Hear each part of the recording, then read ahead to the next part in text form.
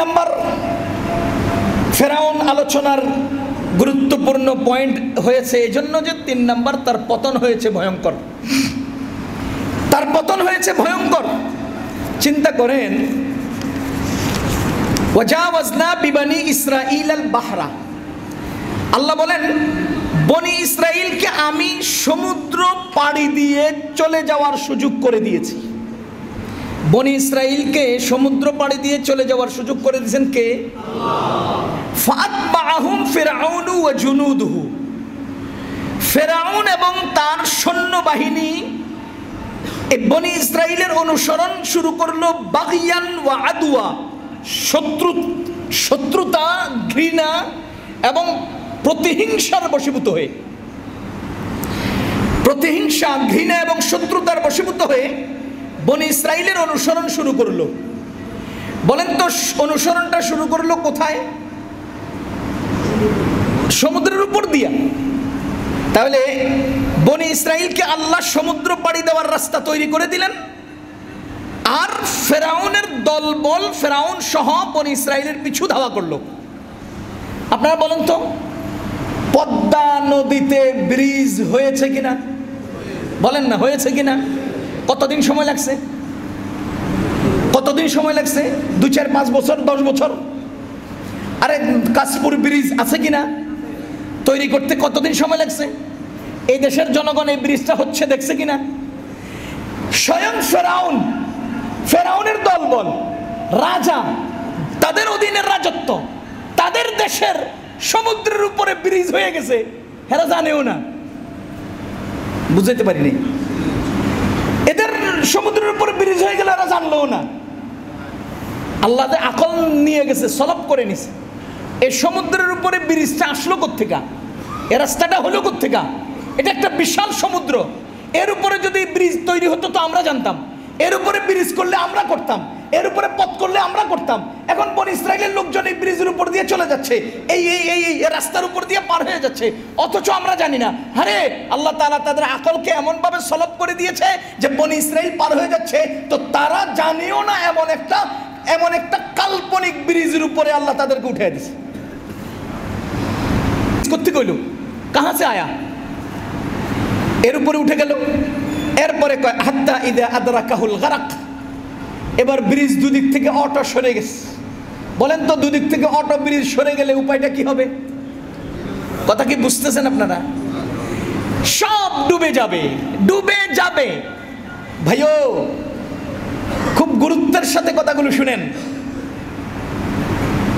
আমি 2013 সালে হেফাজতে ইসলাম বাংলাদেশের সাইনবোর্ডে, আপনারা জানেন লং মার্চার অবরোধ হয়েছিল।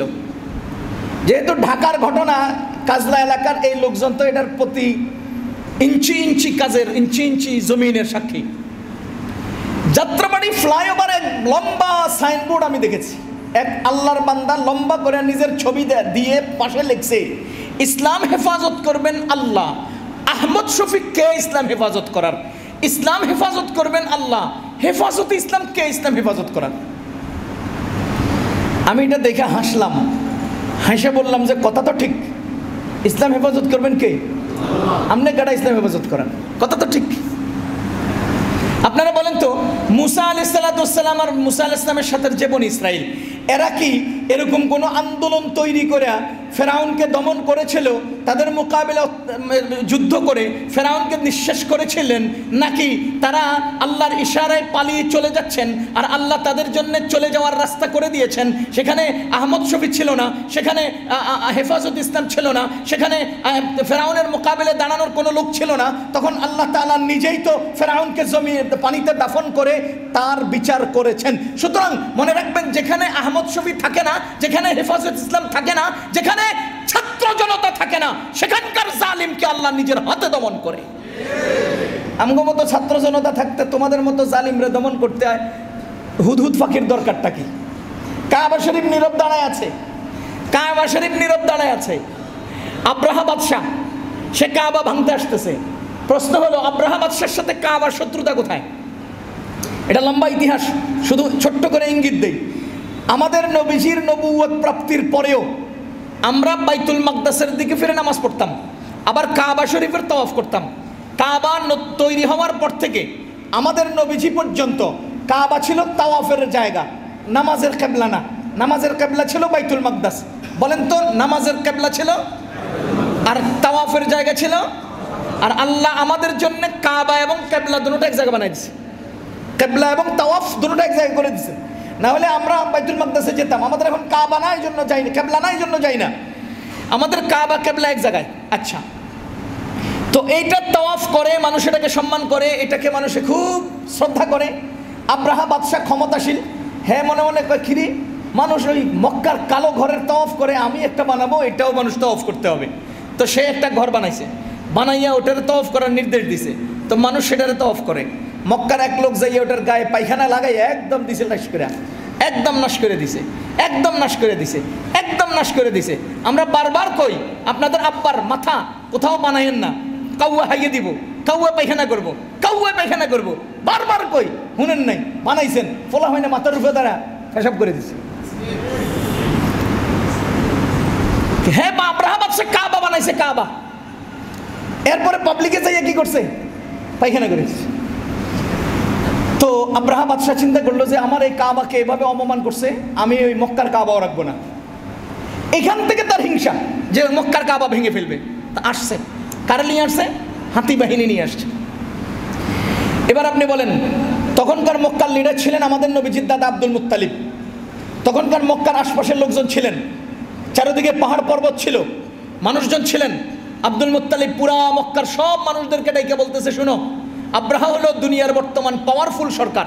সে হাতি, খন্তি, কুড়াল, ইট, লোহা লক্কর নিয়ে আসতেছে, আমাদের কাবা ভেঙে ফেলবে। আরে কাবা তো আমরা বানাই নাই, কাবার মালিক তো আল্লাহ। আমরা আল্লাহর কাছে বিচার দিয়ে সবাই নিরাপদ আশ্রয় চলে যাও। সবাই গেছে গা পাহাড়ের উপরে, আব্রাহা বাদশাহ আসছে, আস্তে আস্তে কাছাকাছি।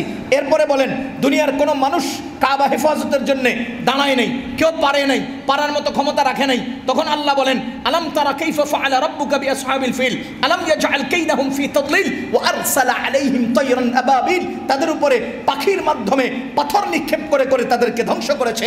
একটা পাথর লক্ষ্যভ্রষ্ট হয় নাই, সবগুলো লক্ষ্যস্থলে পড়েছে এবং সব ধ্বংস হয়েছে। মুসলমান মনে রাখবেন যে যেখানে জালিমের মোকাবেলা করার জন্য কোনো মানুষ থাকবে না, সেখানে আল্লাহ অন্যের মাধ্যমে তাদেরকে হেফাজত করবেন। সুতরাং ফেরাউন ধ্বংস হয়েছে পানিতে ডুবে, ফেরাউন ধ্বংস হয়েছে পানিতে ডুবে নিকৃষ্টভাবে। আচ্ছা, আমি এবার আপনাদেরকে একটা প্রাসঙ্গিক প্রশ্ন করি। ফেরাউন এবং তার দলবল যখন বনী ইসরাইলের দিকে যায়, ধাওয়া করে, তখন তাদের অফিসগুলো ছিল না? বলেন না, অফিসগুলো ছিল না? তারা কি 45 মিনিট সময় পাইছিল না পুরো সময় নিয়ে গেছিল? কথা কয় না। তারা কি 45 মিনিট সময় পাইছিল না পুরো সময় নিয়ে গেছিল? তারা চিন্তা করতেছিল, বনী ইসরাইল গোলামের গোষ্ঠী, পলায় যাস, ধৈর্য নিয়ে আমো, কান ধৈর্য উঠবস করামো না, কানের নিচ দিয়ে দেবো, যাস কই তোরা আম করে থুইয়া পলাইবার আর জায়গা পাস না। এইভাবে দৌড়ে গেছে। বনী ইসরাইলের ধরবে, কান ধরে আনবে, কোমরের রশি বেঁধে নিয়ে আসবে, হাতে হ্যান্ডকাপ লাগাবে, কান ধরে উঠবস করাইবে, থাপড়াইয়া দাঁত ফেলাই দিবে। কত কিছু নিয়ত করে এর পিছে ধাওয়া করছে। অফিসের জায়গায়, হ্যাঁ, আদালতের জায়গায়, বাড়িঘরের জায়গায়, আঁশের জায়গায়, মুরগির জায়গায়, খানার জায়গায়, একেবারে সব রাখা গিয়া হাত্তা ইদা আদ্রাকাহুল গারাক, যখন নাকি ডুবে গেল, তখন ফেরাউনের রাজমহলের খাবারগুলো ফোলা পায়নি, এমনিই বাগ করে খাইলি।